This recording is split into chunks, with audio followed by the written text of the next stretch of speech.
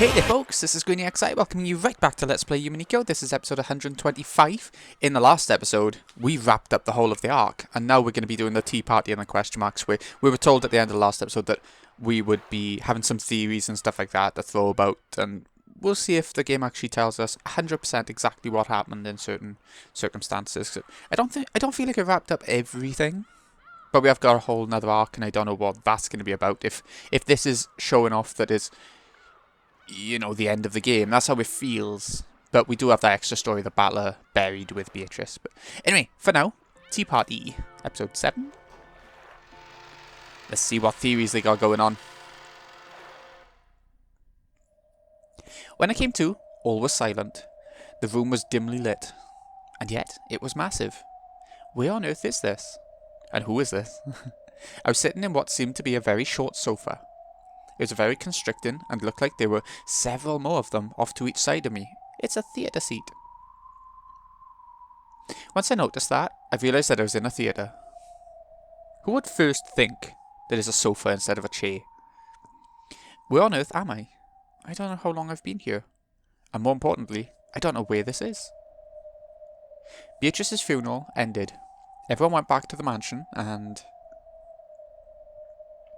after that my memory gets fuzzy and I can't recall anything else.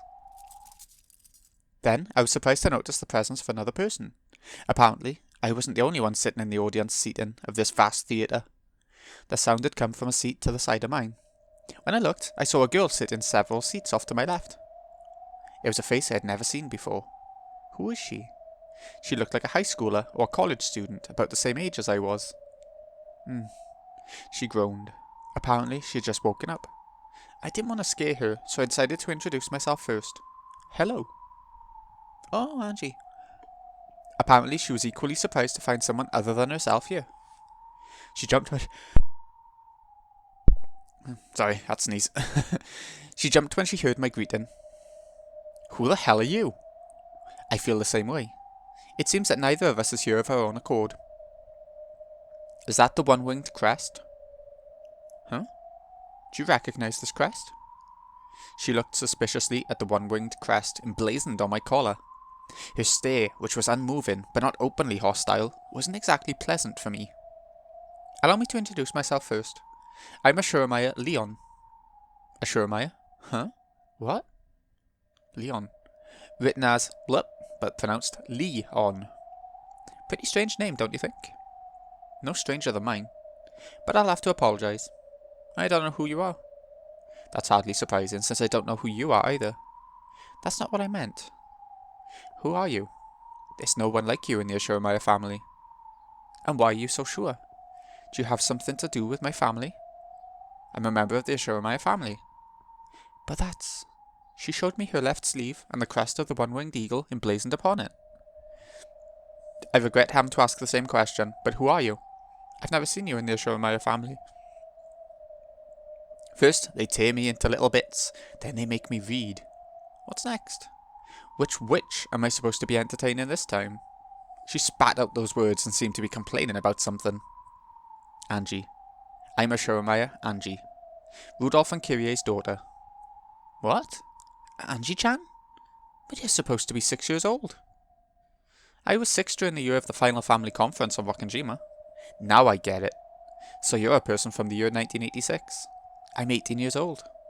And I'm from the year 1998. In other words, you're the Angie-chan of 12 years in the future? I'm glad you believe it. But unfortunately, I don't have a clue who you are. Who are you? Who are your parents? My father is Kraus. Natsui is my mother. That would make you Jessica Oni-chan. Jessica is my little sister. What's going on? Wasn't Jessica Oni-chan an only child? By this point, I was starting to figure out the situation this Angie had come from. She's probably from the world where I awakened as a witch, the world where Leon doesn't exist. It'll be a bit difficult to explain, but think of it this way. In a world slightly different from the one you know, I'm also a member of the Ashuramaia family. In your world, a different fate leads me to walk a different path through life, so that I do not live as an Ashuramaia family member. Are you a witch? Sorry to disappoint you, but I'm just an ordinary human. What I just told you is something I heard from the witch called Burncastle-san. Burncastle? That one with the long blue hair and the gloomy face? Yes, that probably fits her, I think. In other words, I've been forced to play along with another witch's farce. Just where is this place? I only woke up a second ago myself. I'm wondering when the same thing. Looks like a theatre. Are we supposed to watch a play or something?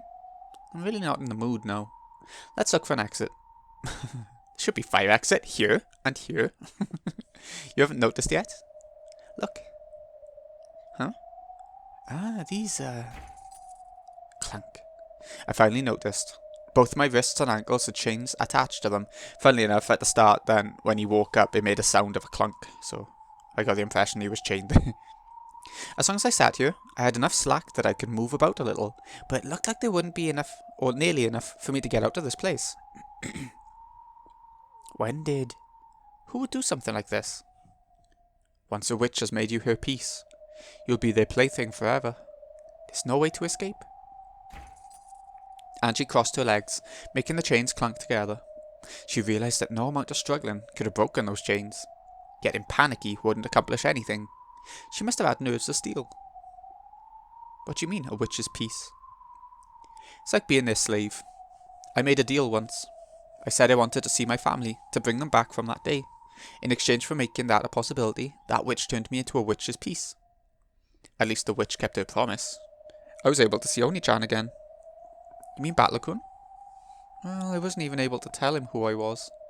And in exchange for that short bit of time, I'm now trapped inside the witch's toy box for all eternity. Looks like you are too. Did you make some sort of contract? Nothing of the sort. Did you ever ask a witch to grant a wish for you? Never. She taught me what a miracle my existence is. That's all. Either way, neither of us is getting out of here. Okay, witches, what kind of show do you have for us this time? Have we moved from reading aloud to theatre going? Am I supposed to watch someone else read aloud this time, or what? If that's it, then start it up already. Yeah, who's it going to be? I'm bored enough as it is. And she yelled this to the pitch black stage. Her voice reverberated throughout the theatre, but no one gave an answer. Here they come. No, someone did. Oh, I like that red arrow. And that was also in a voice that rang out across the theatre. However, that voice sounded theatrical, as though someone was announcing the start of a play. Ooh. What happened on that day, you ask? I'm not telling. If only you just give up and die. Whose voice was that?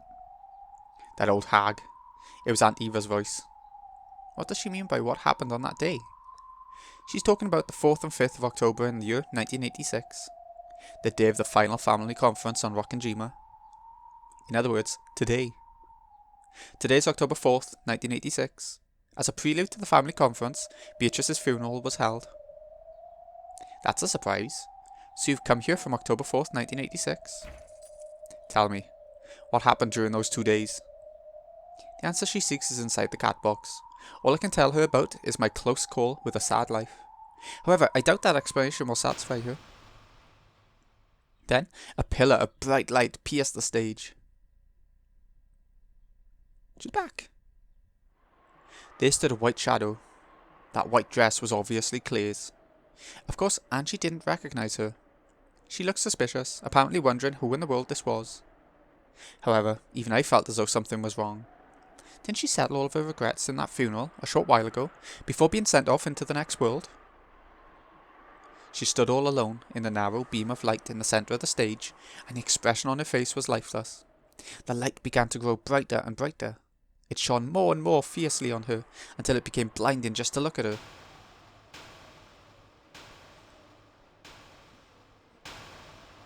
Whoa, that's bright.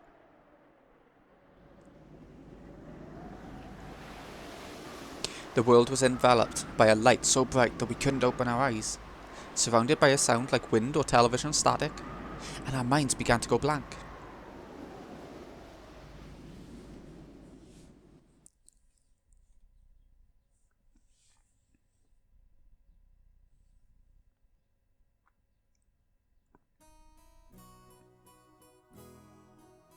Okay, back to happy days on Rokkenjima, yeah?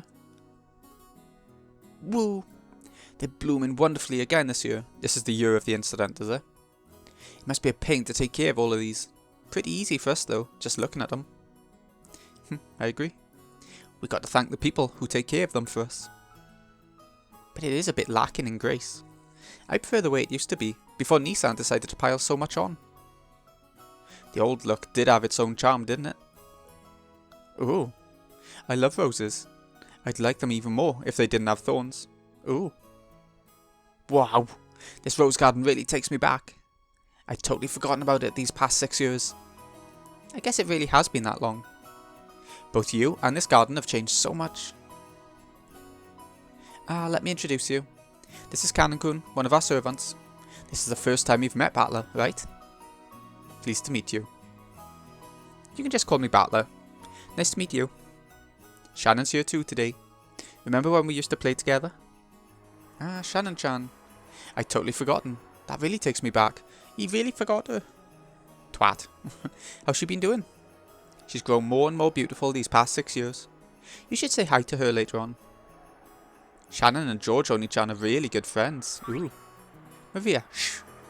That's a secret. If you would, everyone, allow me to guide you to the guest house. After enjoying the lovely welcome provided by the roses, the relatives followed Goda in the direction of the guest house.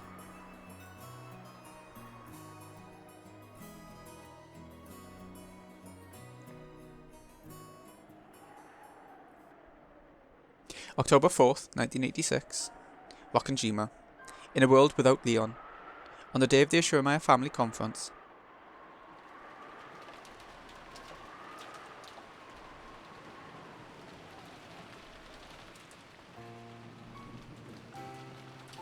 Good, it's speeding up to go through it. Maria read a mysterious letter aloud after dinner, just as she had been told to. The writer of the letter claimed to be the Golden Witch Beatrice, and challenged the family. Try and solve the riddle of the epitaph. Otherwise, I will take everything. It was Beatrice's announcement of the game's start, the same as the usual games. Had an unknown person appeared, related to the problem of the inheritance's distribution? Where was the 20 billion yen worth of gold hidden? What was the purpose of this letter? For what goal had it been written? Who on earth is this Beatrice? It was the usual dinner on October 4th, with several bits of suspicion and paranoia intertwined. George-kun, I'm sorry, but could you go to the guest house with the others? My apologies. Shannon, take the children to the guest house. We will move straight on to the family conference. Yes, as you wish. Beatrice, the Golden Witch. What a fascinating letter you've sent us. She's telling us to solve the epitaph? Ridiculous. That gold belongs to us. Why would we ever give it up to some outsider? If we could just find that gold, we'd all be happy. No one would have to lose anything. Let's go, everyone. They'll be having an adult conversation from here on out. Sheesh. Sounds like it's gonna get complicated. Come on, Maria. Let's go. Bito's ceremony has begun. Okay, everyone. I shall guide you to the guest house. How much depth are they going into this with? What's all this about? Probably a replay of one of the old games, or else an entirely new game. In all the games, October 4th happens in pretty much the same way. A new game? You mean a tale that hasn't appeared in any of the fragments so far? There's no way they'd go to the trouble of chaining us down if they just wanted to show us a game we already know. It's probably a new game. That means there should be a game master. Who is it? That witch? Burncastle? I can't imagine so. Clay should have vanished already. There should be no need to spin up a new tale. Bito's game board was hijacked by those evil witches long ago. Even Bito is nothing more than a piece in their games. Just who is behind this, and what are they after? What do they want to show us? Before this tale began, Clay definitely appeared on the stage. She is the teller of the tale of Beatrice's game. Beatrice, the me from a world of a different fate. However, didn't she entrust everything to Will, who solved all the riddles? There should be no need for her to make new riddles. In that case, is Burncastle using this tale to test me? Along with Will, I have at least touched the deepest depths of this tale and understood the culprit's heart. So even if an entirely new tale presents itself, I should be able to see through the riddles. Is that what my role is? Is my role to teach Angie about the truth of this tale? Do you know the truth of this tale? I have several theories. Still, none of those can give a conclusive answer. The truth is always inside the cat box. I can't say anything for sure.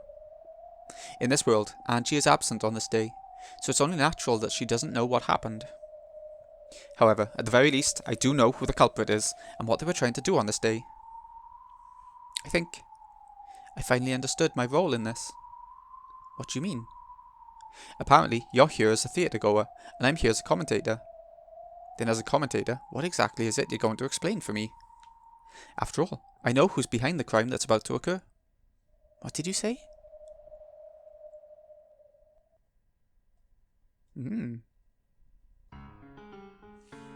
Thinking about it straightforwardly, the only explanation I see is that someone's trying to make us solve the epitaph, hoping to then snatch the gold for themselves. I agree. If they'd already solved it, they could just take it. There'd be no need to challenge us to solve the riddle. It's a prank by one of the servants.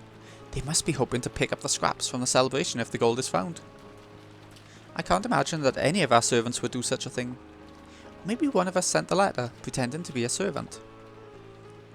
If that's it, you're the most suspicious one. You schooled Maria-chan on her part, and made her read the letter, didn't you? I wouldn't do that. Give that a rest, Eva. We can't jump to conclusions. Isn't this the time for us all to stick together? That's right. The aim of this strange letter is probably to disrupt our unity. The more we let it affect us, the more things will go the way of the Beatrice who sent it. Kirie-san's right. Wouldn't it be the best to simply ignore a letter like that from the start? That is what I have been saying this whole time. This sort of prank is not worth considering. Yes, that's exactly. If a couple improbable claims for damages get you flustered, you'll never be able to sell anything. My husband's right. This is a child's prank, and taking it seriously is just a waste of time. If someone really wanted to shake up the inheritance issue, they'd come forward boldly instead of using something as roundabout. Got it right there. Someone probably wants to make us think there's another person trying to make demands about the inheritance, when their real goal is just to pick up the scraps. I wonder if they'll ask for some hush money in exchange for staying out of the inheritance issue. If that were the case, they should have written it into the letter. And the letter is just a challenge, telling us to try solving the epitaph or else hand over everything. The culprit is trying to make us solve the epitaph's riddle. Nothing more, nothing less. So it's simple. If we worry about this letter, we lose. Indeed, I agree. After that big mysterious show like something out of a mystery novel, we've all gotten a bit too wrapped up in it. It seems we're all taking this too seriously. But who did it? Such an aggravating thing to do. If it wasn't a servant, then one of us must have written it. I'm not naming names, of course. Stop it! I really know nothing about this. Settle down. Anyway, what this letter says does make a bit of sense. All of us need money. And, if possible, we need it right away. No one here has any objections to that, right? Of course not. Whether it's money or love, you can never have too much. We don't know when Father's inheritance will come to us. However, the gold of the epitaph is different. If we find it, we could just split it then and there. In a sense, it's even closer to us now than the inheritance is, assuming we can solve the epitaph. Everyone here has tried solving it on their own, yes? Kirie asked the room at large, and everyone wordlessly nodded back. Here, we have 4 people who have inherited the blood of the one who made that riddle, and each has tried solving it on their own. That doesn't sound very efficient, does it? True. We've all been greedy and tried to go it alone.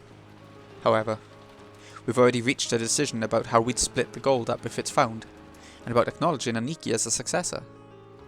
Though you demanded quite a lot in exchange. I wonder if we can solve that epitaph if we pool our efforts and work together. 2 heads are better than 1, and here we have 7. Today, we reached a general agreement about the inheritance problem. Why not take a shot at the epitaph for a bit of fun on the side? Nice idea. Let's give it a try and call it a break. Ridiculous. Of course there's no hidden gold. Take it easy. Just think of it as a game. Let's have Goda-san bring us something cool to drink. We can take a break and all play with riddles as a big happy bunch of siblings for once. Well, the night is long. You would at least be more productive than pointless inquiries into Father's health. I'll ring up Goda-san. He can bring us something. Let's have tea and sweets. Oh, and a map of Taiwan. She's already got that far from when she tried on her own. Two shadows could be seen in the rose garden arbour. It was George and Shannon's secret meeting. I want you to take this ring. George Sammer, I swear to love you all my life. Not just now, while we're young. I swear to love you and keep you happy until we get old and go to our graves. And are there any lies or exaggerations in your words? She is understandable, she's a bit untrustworthy. No, not one. I'm confident in my resolve to love you and build a happy household together with you. And what would this happy household be like? Well, it'll be full of happiness. We'll have a house with a car and a yard. And one dog. The yard will have a vegetable garden. The kids will run around and we'll smile down on them from the balcony. That's what our typical future Sunday will look like. That would be wonderful.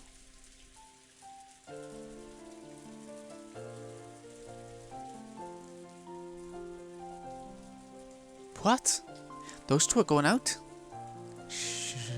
Why are you so damn loud? Maria will wake up. I see. So that's how it is. Now that you mention it, they seem to have a pretty good mood going on there.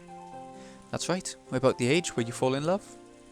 We've changed a lot in the last 6 years. George Nissan used to be a bit unreliable, but he isn't anymore.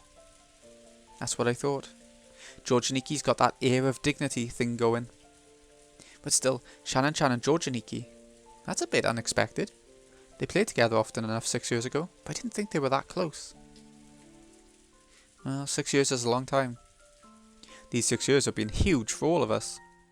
Yep. A lot's happened to me these 6 years, and I think you said something about not coming back to Rockinjima. I'd forgotten almost everything about you too. No, that really hurts.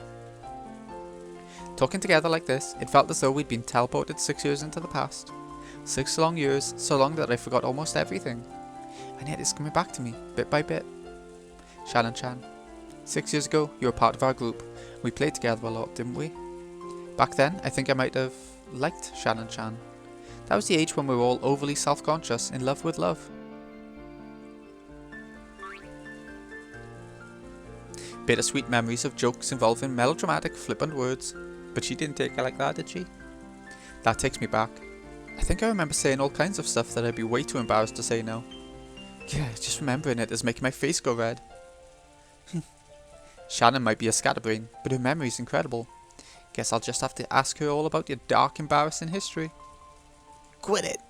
That was 6 years ago. The statute of limitations has gotta be up. I see. So Shannon-chan is going out with George Aniki. What am I thinking? Could this be jealousy? I didn't really think about it until now, but that thing Shannon-chan and I had back then was probably my first love. Well, it's not like I have any right to be jealous after forgetting the whole thing until we met again.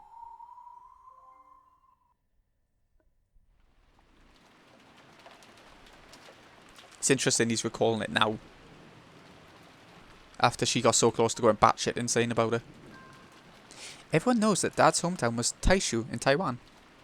He still chews areca nuts from time to time in memory of that place. Apparently, he got hooked on that instead of smoking when he was young. But there must be several rivers there with sweetfish swimming in them. It has several mountain streams that are famous sweetfish fishing spots.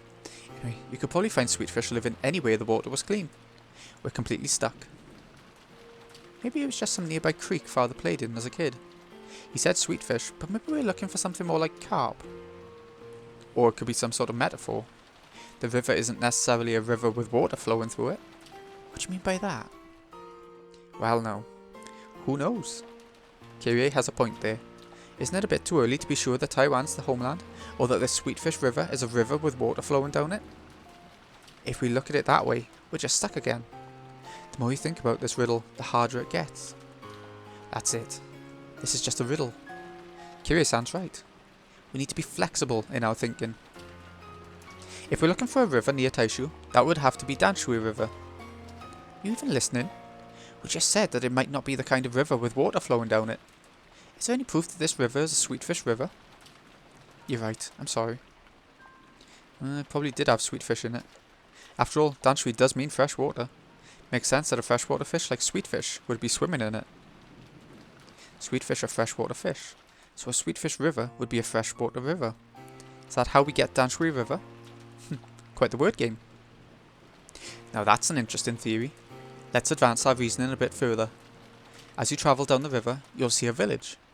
What's the name of the town at the mouth of Danshui River? It says Danshui here. I went sightseeing in Danshui. It was a calm and gentle harbour town. Beautiful sunsets. Did you find the shore the two will tell you of? Not really. It doesn't ring any bells. I guess the beloved hometown wasn't in Taiwan. It might have been Odawara, after all. If you can't discount any possibilities, then we won't get anywhere. We can't even get past the first line of the epitaph. Quiet, you're distracting me. It has to be Taiwan. Father wouldn't describe any other place as beloved. That's one thing we can agree upon. To this very day, Taiwan's the homeland of Father's heart. It's probably best if we don't spend too much time on the first line. I'm going to take a look at the others. Just a quick peek, starting at the first twilight. Me too. I'll leave the Sweetfish River to you, Aniki, and have a go at the second half. On the first twilight, off of the 6 chosen by the key as sacrifices. How mysterious. They'll go on to the word game and stuff then, won't they? I've got it, Eva suddenly muttered. All the others spun around to look at her. Eva was flipping through the pages about Taiwan with incredible force, then found the page she was looking for and slammed the book open so hard that it almost tore. This whole time the book had been opened to the page with place names. As far as the overall mass of information went, this seemed the most useful page to start from. However, the page Eva opened to was very limited in the scope of its information. It was a map of railway lines. As you travel down the river, there's a village. A village. There it is, the village. What are you talking about, Eva? Explain yourself. Quiet. It's a shore too, and a mouth. I'm not sure what it means by the two, but there definitely is a village and a shore and a mouth. This has to be it. This is definitely the village where the key to the gold sleeps. Calm down. Explain it so we can understand too. The Danshui line? I see. So the Sweetfish River was actually a railroad called the Danshui line. I doubt there are many sweetfish swimming in it. Look, if we follow the Danshui line down, there's a station that used to be known as Kirigan. Look at the characters it's written in. There's a village, a mouth, and a shore. She's right. There's a village, mouth, and shore. As you travel down the river, you'll see a village. True, that's the only station on the Danshui line that has the character for village in its name. I see, it's like a code pointing towards the station's name. This has to be it, there's no doubt. We just need to look a bit further, and we'll definitely find out what the two who speak means. Look, this is it, this is it. The region around the station has the same name, except with a mouth in the second character. That makes a total of 2 mouths in Kirigan. Are those the two who speak? Incredible, Nissan. This has to be it. Does this mean that the key is hidden somewhere in this town of Kirigan? I wonder. The whole riddle so far has been a word game. If so, isn't it likely that the sleeping key is also a word game? I agree. On the first twilight, the key selects 6 sacrifices, right? So it's hard to imagine that it's actually something key-shaped. Woo. This is getting damn interesting. It was the first time we heard all this. Offer up the 6 chosen by the key. Let's think of a key that's somehow related to this. And let's break down this name, Kirigan. I'm absolutely sure that this is a word game. It has to be. Think, everyone.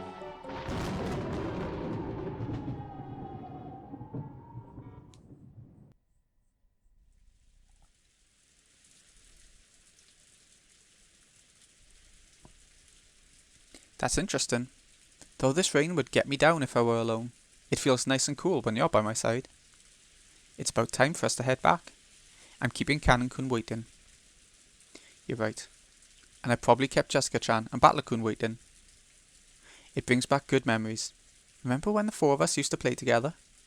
It was a lot of fun back then too. To me, it's a lot more fun now, because I get you all to myself. Oh, George-sama. They laughed at George's melodramatic line.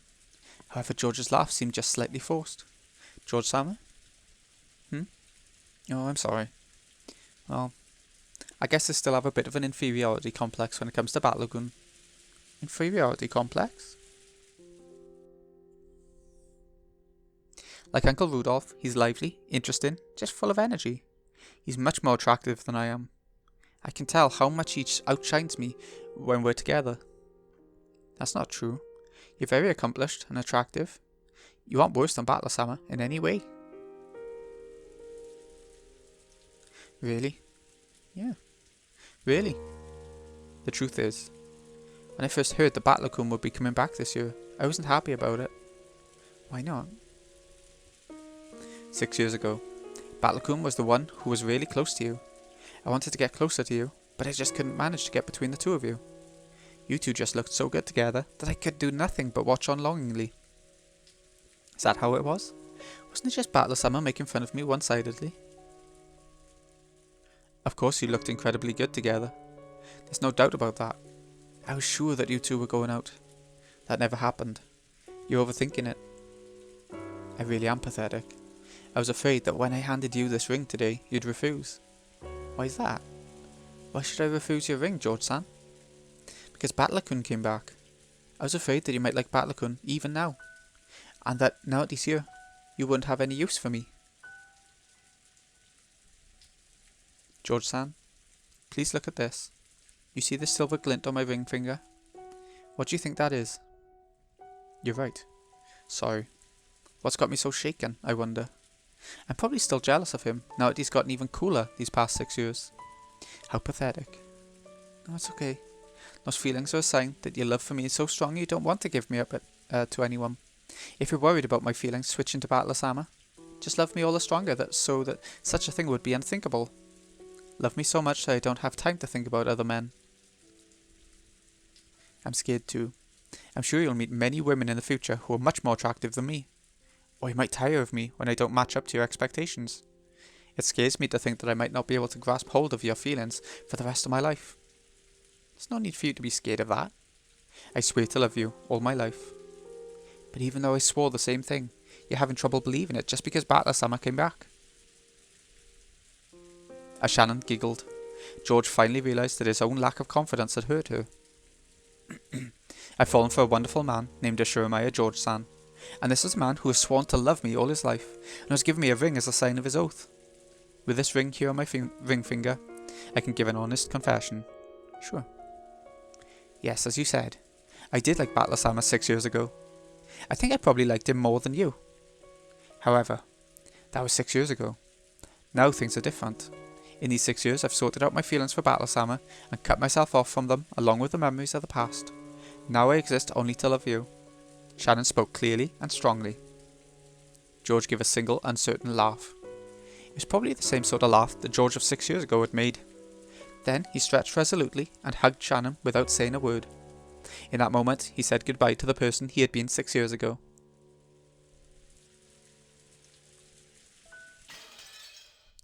Oh, are we having a midway point in a tea party? Bloody hell, that's odd. Or is that... That is odd. We'll carry on. Yeah. Why not? We'll keep going. At least get the tea party done. I didn't think it would be this long.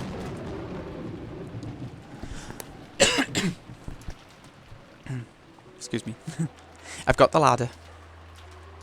Here we go. Quadrillion. This is the only place you'll find that number written on this island. 1/10 of 10 quadrillion. How suspicious. If our idea is right, there should be some sort of device embedded in that relief. We just need to check. Who's going up? I'll go. Hold that ladder down, okay? Be careful.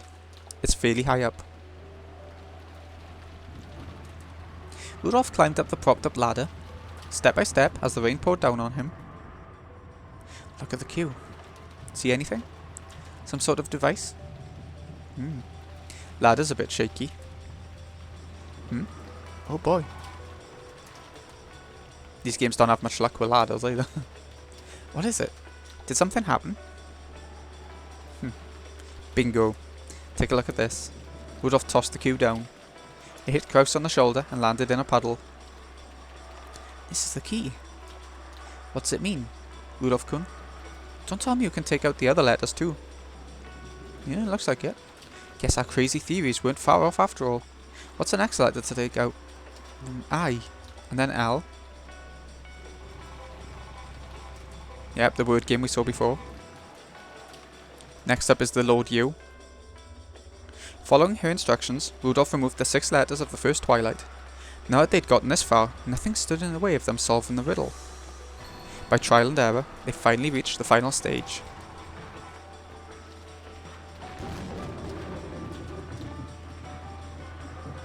It says to gouge starting from the head, which must mean going from left to right. Rudolph Sam. Starting from the left, turn the keys before taking them out. Got it. Here we go, they're about to get the gold. But what'll happen this time? Got it! Now we've massacred all the letters. We've reached the 9th twilight and none else left alive. So, did something happen? It felt like something clicked, but nothing changed. Did a hidden door open up somewhere? Hey, look at that. It moved, I'm sure it did. Everyone look. The lion statue's facing the other way. What's going on? Is there some secret inside the lion statue? That's not it. It's probably telling us to look where the lion's pointing. See? Look that way. That lion's facing a different way too. What's it mean? It's guiding us, stupid. We have to go in the direction of the lion's face.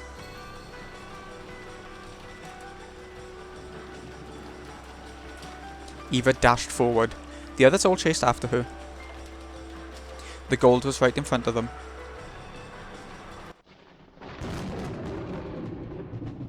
Oh, come on. The big moment is coming. Now this is a surprise.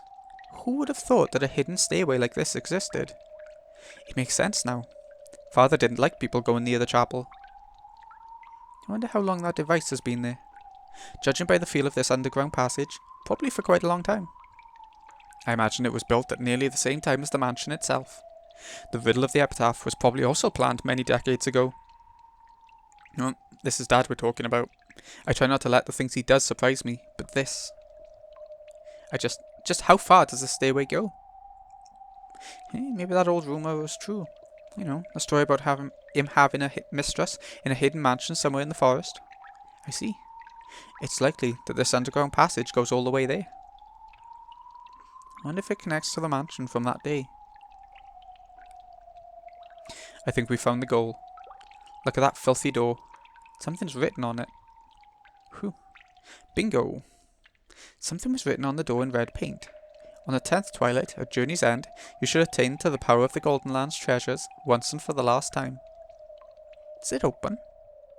It does. Ready? I'm gonna open it. So we finally reached the gold. We can only hope that such a sweet deal's really true. Let's open it, Nissan. Right. I'm opening it. Here we go.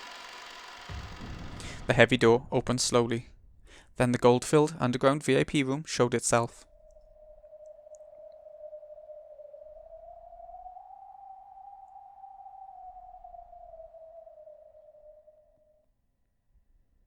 They only had an instant to admire its splendid furnishings.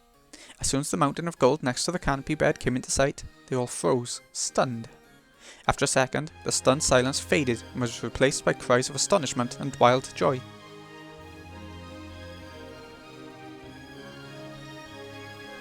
Incredible. I can't believe it. It's 20 billion yen in gold. It really does exist. What a shining mountain. It almost blinds the eyes.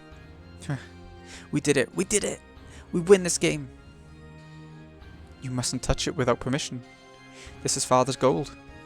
Oh, really? Then why don't you call Father down here now? Right away? The time for your fast is over and done with. Natsui-Nissan, let's put an end to the obvious lies, shall we? We have a real mountain of gold right here. Shouldn't we all be honest with each other? Fortunately, we're all in a good mood and feeling very gracious now. Just give it up already. A pile of gold this massive carries magical power within it. That power draws out the most honest feelings within people. The light from the chandelier glinted off the golden mountain, lighting them up with its golden spark. It was as though the sparkle controlled everyone present. For some time, they forgot their age, and howled and laughed, running about and rolling around like a bunch of excited kindergartners at a park.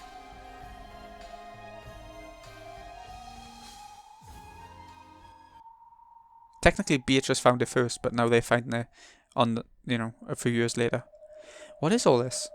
What's it supposed to mean? Before the crimes, the epitaph has been solved, and by all of the siblings together. That hasn't happened in any of the games before now. Supposedly, Beatrice decided not to commit the crime if the epitaph was solved. Supposedly. We'll see about that. Angie snorted, but I believed. This is what Clay decided. Because she entrusted everything to the roulette of fate, she'll obey the result. She let the roulette decide her own fate specifically, because they couldn't decide on their own. So she'll do what it says. She'll follow her own rule. She'll definitely keep her promise. I don't think the crime will occur. You sure about that? Yes. Her roulette has already made its decision. This is the end of her game. If it's the end, what happens next? Do they all become happy rich people and leave the family conference unharmed? Does my family get an ingot that isn't chocolate as a parting gift before coming back to me? Will it be a happy end for everyone? You think those witches would chain us to chairs to show us a naive dream like that? When she showed off the chain on her wrist with a clank, I was unable to counter her with confidence. But I want to believe. Though this might be the least exciting ending, Clay's game has now reached an end. Perhaps, just once at the end, she wanted to show us a world where no crime occurs. Now that she has disappeared with no regrets. Is she leaving us a parting gift in the form of a game where no crime takes place? In a sense, the most peaceful sort of game? I want to believe. If only these heavy, cold chains weren't holding us in place in this theatre. Is someone there? Rosa's shrill cry brought the celebrate into an immediate stop. Rosa knew she'd seen it. The curtain against the wall had fluttered, and a shadow had been behind it. Come on, don't do that. You're just imagining things. Is someone there? If you are, come out. When Eva yelled, the curtain shook. Well, well, well. And then a witch wearing a black dress appeared from the other side. In an instant, everyone realised that the dress was the same as the one worn by the witch of the portrait. And they realised one more thing. This person was the owner of the room. Welcome to the room of the gold. Her face and her voice were expressionless, blank. The others all looked at each other, wondering who should respond. Rudolph was the first to speak. So you're Beatrice? Indeed. And you're the one who gave Maria that letter? Indeed. Is Father behind this? No. This is my game. If that's so, then we've won. We've solved the epitaph's riddle and found the gold. We've accepted your challenge and won. That means this gold belongs to us, right? Indeed, it's as you say. You have solved the epitaph splendidly and discovered the hidden gold. This game ends in your victory. This gold no longer belongs to me, but to all of you. It seems you're a graceful loser. Hey you. If we hadn't solved the epitaph's riddle, what were you planning to do? The letter said that you'd take everything of the Ashurmaya family. Yes. I plan to take all of your wealth and all of your lives. I plan to do as I please with everything that exists on this island. The witch walked towards the table next to the bed. Then for the first time, the others realised what sat on that table. There were 4 rifles. There was also a case filled with bullets. The witch picked up one of the lead bullets lying on the table and played with it, her face still expressionless, as she spoke. If this night ended before you managed to solve the epitaph's riddle, I plan to follow the epitaph and commit 13 murders. What did you say? That's what I thought when I first saw that epitaph. It almost looks like something you'd find in a serial murder mystery novel. That's right. If you had killed 13 people to match the epitaph, that would have made for quite a mysterious crime. There's no way you could do that all by yourself. No matter how many guns you had, killing 13 people, that would just be... I formed my plan with great care and constructed several alternatives. I envisioned all of the actions you might take from tonight and through tomorrow, and prepared a mystery to deal with each of those. I'm afraid I cannot reveal those at the point, but it really was a tightly knit set of pleasant, closed rooms murders. If there were just a few of us, you probably could have gunned us down in our sleep. But there's no way you could have killed 13 of us. We aren't that stupid. It would seem so. At any rate, I predicted that the epitaph being solved before the first twilight was the most unlikely result. It seemed that us reaching this place was a miscalculation on your part. No. Even this was one of the results of the roulette I wished to create. This is probably the best outcome for all of you. No one will die, and you can leave this island with the gold. Congratulations. This game ends with a perfect victory for you all. If no one could solve the riddle, she planned to take a gun and commit a serial murder. Everyone gulped as they watched the witch emotionlessly make her confession. If this confession of yours is the truth, that means you were trying to kill us. Yes, that's true. The hell? How can you just say it like that? You couldn't possibly expect us to treat you favourably after revealing that much to us, right? I'm prepared. You may do as you will with me. If you hadn't solved the epitaph, I would have done the same to you, so it's only fair. This girl's got guts. I planned this game because I was prepared to bet my life. I'm satisfied with the result. If you wish to kill me now, I'm prepared. By now, she didn't even treasure her life. As the witch spoke and walked near the others, they automatically stepped back. The gold belongs to all of you. I planned to give everything to the one who discovered it first, but I didn't expect there to be 7 of you. I leave the decision of how to split the gold to you. I will not involve myself. And? The witch walked even closer. The group parted, and she walked up to the antique clock behind them. The clock was large, and had a dignified feel to it. The witch patted it and spoke. Allow me to explain the device within this clock, for you have gained not just the gold, but the entirety of this island. What do you mean by that? If you read it like a murder case up until the 8th twilight, then only 13 people are killed. But by the 9th twilight, it clearly says that none are to be left alive. What's that mean? That she was planning to massacre all of us? Don't tell me that clock. Kaboom. As you've guessed, it's linked to a set of explosives. You the one who set that up? Or was that Ashramaya Kinzo? Kinzo's the one who set up the device. It's the source of this mad, magical power. I don't have a clue what you're talking about. In other words, Dad set up this bomb, and if he ever went broke, he was ready to wipe out everything, including himself, and die. On this island, Ashramaya Kinzo made a contract with the Golden Witch and obtained the gold. However, that was not all he gained. What are you talking about? Wait, don't tell me. There was that rumour about the remains of an old Japanese military base existing on Rokkenjima. Could it be? Your guess is correct. Beneath this island sleep the remains of an underground Japanese military base from the time of the war, along with 900 tons of explosives. 900 tons? That's unbelievable. If that exploded, the result would be unimaginable.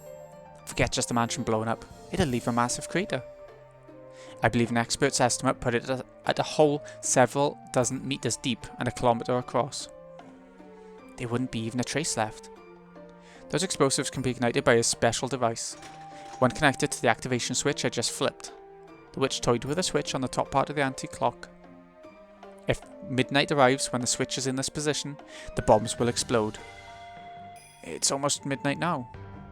In other words, it won't explode X hours after you flip it. It's a time limit bomb that only explodes at midnight. Indeed, it's almost midnight now. If such an explosion is what you desire, you need only leave it like this. Who would want that? Turn it off. By this time, Kinzo was probably the only one who knew.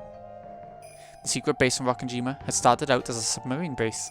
However, when that plan reached a standstill, it was redefined as a top secret base for homeland defense. A huge plan had been drawn up to have the army and navy perform a pincer attack on American forces if the latter decided to land on Kujikuri Beach and press towards Tokyo. As a trump card for this massive defensive maneuver, the navy started stockpiling large quantities of explosives and fuel in absolute secrecy. And the Rokkenjima base was the location of that top secret stockpile.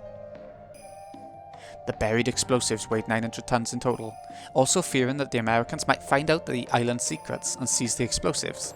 They set up a system for the self-destruction of the entire island.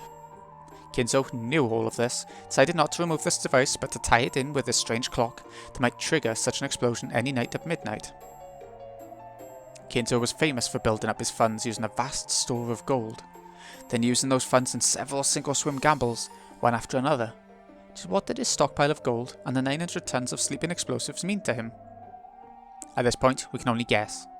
Perhaps the true source of Kinzo's mad power wasn't the gold after all. If he lost a big gamble and all that he owned, he could erase the entire island from existence with this device. For the rest of his life, he must have put the gold and everything else he had on the line. Kinzo probably stared at this clock at times, sometimes flipping the activation switch and letting it tick down.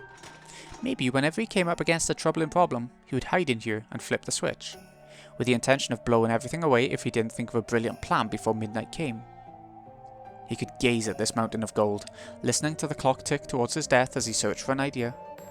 Perhaps Shuromaya Kinzo's real study wasn't the one in the mansion, but this place instead. That sort of switch sounds just like Dad. So maybe each time Dad worried about something, all of us kids were put on the line as well. This is Father, so it wouldn't be unthinkable. This device now belongs to all of you. If you desire a massive explosion, use it whenever you please. You crazy? Who would want a big explosion? These explosives are half a century old, right? Would they really go off? Yes, of course. The explosives and the fuses are still working. I tested them myself. You tested them? You mean that? I see, now I finally understand. So that's why the shrine disappeared without a trace. That summer, the shrine had disappeared completely, along with the reef under it. Though people found it odd that the waves could have wiped it out so completely, no one paid it much mind. And now this piece fits perfectly into the hole that caused that strange feeling. Indeed. I used that shrine to test whether the explosives were still working after half a century. I believe you are all aware of the result.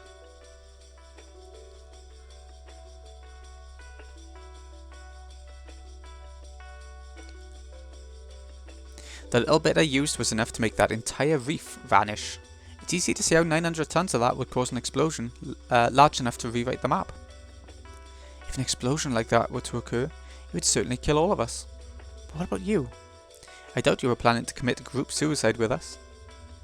This underground VIP room is connected by a subterranean passage to the remnants of the military base.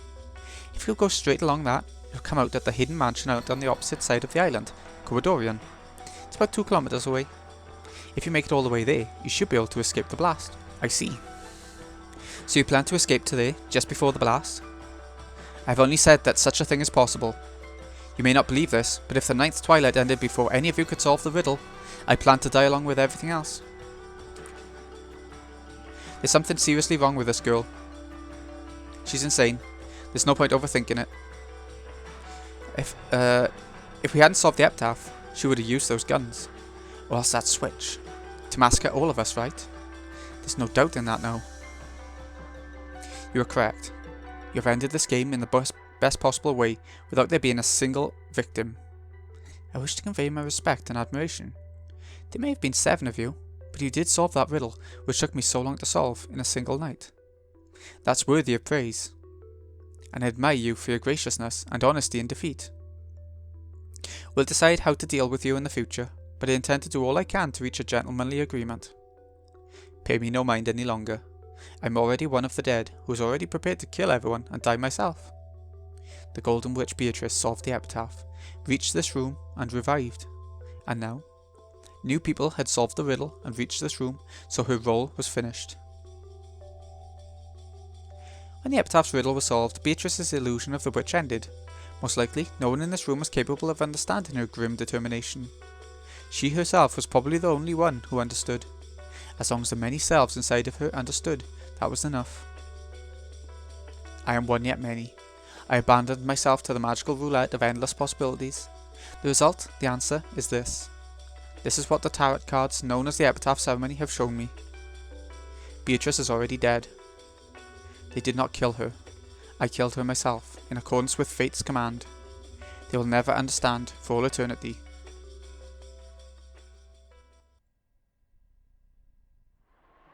The witch stared up at the ceiling without speaking for a while, then looked as though she'd suddenly remembered something. She grabbed at the sleeves of her dress and took out some sort of card. Oh yes, I forgot. I have no need for money after death. I will give this to all of you as well. A cash card? I have converted a portion of the gold to cash. This is for the account that the money is in. I see. So it's the source of the Golden Witch's magical energy. How much? I've forgotten the details. However, there's more than 1 billion yen. 1 billion? Now that really would be magic. True. There's nothing you couldn't do with that much money. Very true. The strongest magic to counter the human's anti-magic toxin is this magic of gold. It may be that this card holds greater power than the ingots. Certainly. Cash would be much more agreeable than ingots. Here you go. I have no need of this anymore. The card she held out was not taken by any of them. Who would ever just hand over a card with 1 billion yen in it? The mountain of gold, the device for blowing up the island, the card with 1 billion yen. All of these surpassed their understanding. So no one could bring themselves to take it. I don't like it. What don't you like? Here you go. Here's a mountain of gold. And I'll turn off the explosives and give you a card worth 1 billion yen while we're at it. Sounds far too good to be true. You're trying to trick us somehow, aren't you?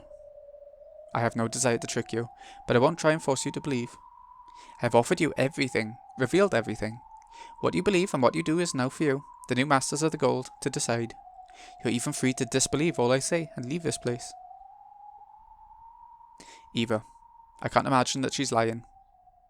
How could you know that? I don't like how relaxed she's acting. It's as though she thinks she's already won. I just had an idea, a second ago. What if she's lying about which is the off side of the switch? What do you mean, Nissan?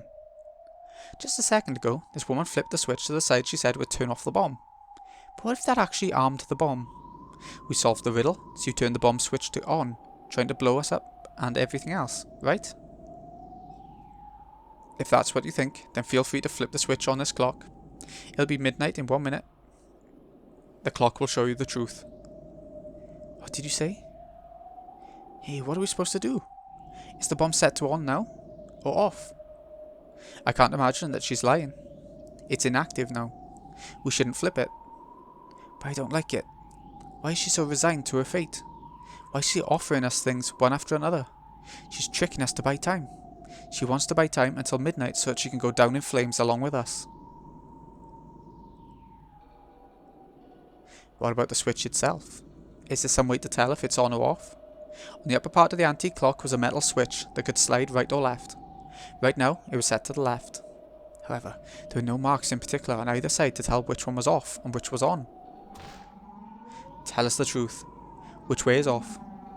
Left. It's off now. You idiot. You really expect an honest answer from her? It's the opposite. It has to be. The right side must be off. We don't have any more time, Nissan. Quit it, Eva. Don't touch the switch. It's set to off now. Eva-san, take your hand off it. I agree. It's off now. If she wanted to kill us with a bomb, she wouldn't have told us about it. Beatrice, don't think you can trick me. Oh, is she gonna... 5, 4, 3...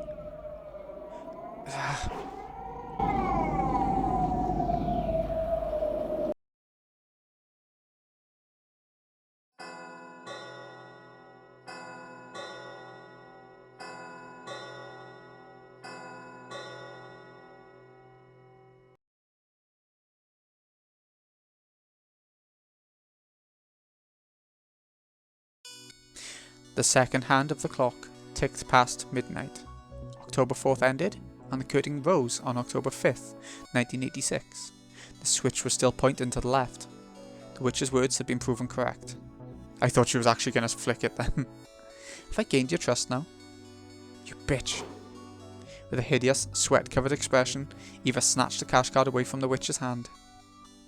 How about a bank book and seal? We can't withdraw anything with just a card. All you need is the pin. It's 8 digits long. Wait a second. I'm writing it down. Eva and Kyrie both took out a pen and notepad and began writing the 8-digit number the witch told them. That's everything I have to tell you and to give you. I will say nothing more. All of my tasks have been completed. After saying this, the witch spun around and sat down on the bed. She wasn't even looking at the others anymore. She sat there like an empty husk which had, just as she had said, finished everything it existed to do. For a while, everyone watched the witch to see if she would remember something else and start talking. However, she said nothing else. The witch who had called herself one of the dead was now little more than a large French doll wearing a black dress. Whoa, okay. I think we will end it off there because that's like an hour and it could go on for God knows how much longer, so we're carrying on with the arc then. I thought we were going to finish it today. Oh well. Oh wait. Oh, I thought that was going to be that part where it says more bonuses added. Anyway. This has been Greeny XI. Hope you've enjoyed. Thank you so much for watching. I'll see you again in a bit when we carry on with the tea party. Hopefully next time we'll finish off the tea party and do the question marks, but who even knows at this rate? It's a long one. Thanks again for watching, folks. See you again in a bit.